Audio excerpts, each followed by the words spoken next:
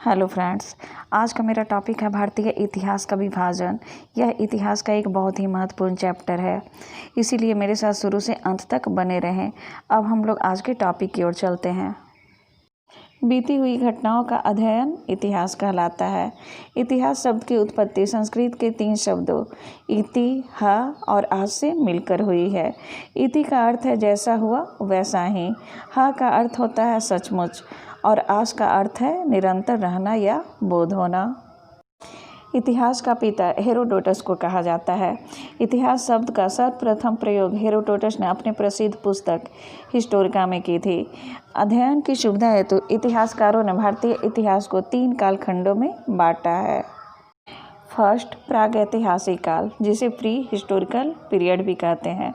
Second, आद ऐतिहासिक काल, जिसे प्रोटो हिस्टोरिकल पीरियड भी कहते हैं। और थर्ड, ऐतिहासिक काल, जिसे हिस्टोरिकल पीरियड कहते हैं। अब हम लोग प्राग ऐतिहासिक काल की ओर चलते हैं। इतिहास का वह कालखंड जिसका केवल पुरातात्विक स्रोत मिला है, लिखित स्रोत नहीं मिला है, उस कालखंड को प्रागैतिहासिक काल कहते हैं।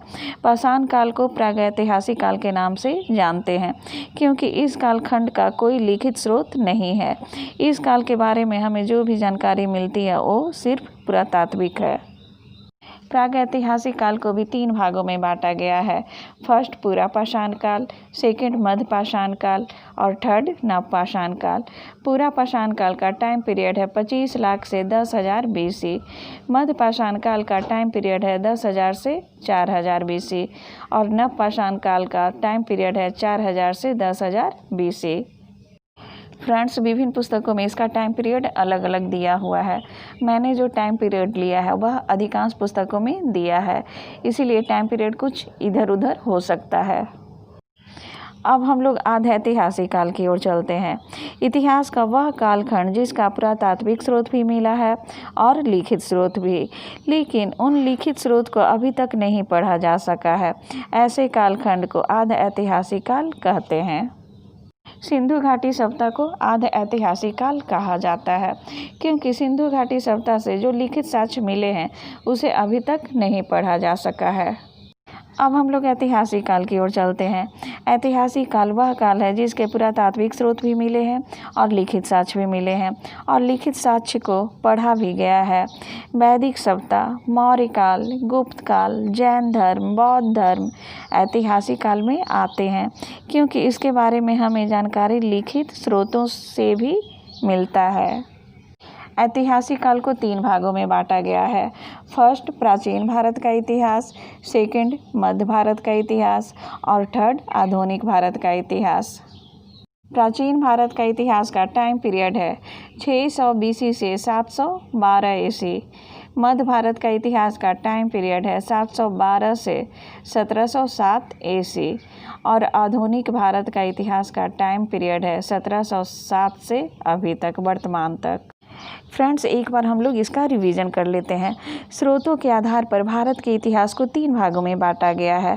फर्स्ट, प्रागैतिहासिक काल, सेकंड, आधैतिहासिक काल और थर्ड, ऐतिहासिक काल। प्रागैतिहासिक काल वह काल है जिसकी जानकारी हमें सिर्फ पुरातात्विक स्रोतों से मिलती है। पाषाण काल को प्रागैतिहासिक काल भी कहा जाता है क्योंकि इसके बारे में हमें जानकारी सिर्फ पुरातात्विक स्रोतों से मिलती है।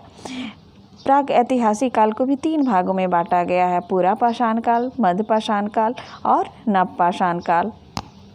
आधे ऐतिहासिक काल वह काल है जिसका लिखित साक्ष्य मिला है लेकिन उसे अभी तक पढ़ा नहीं जा सका है, इसीलिए किसी ठोस निष्कर्ष की प्राप्ति नहीं हो सकी है।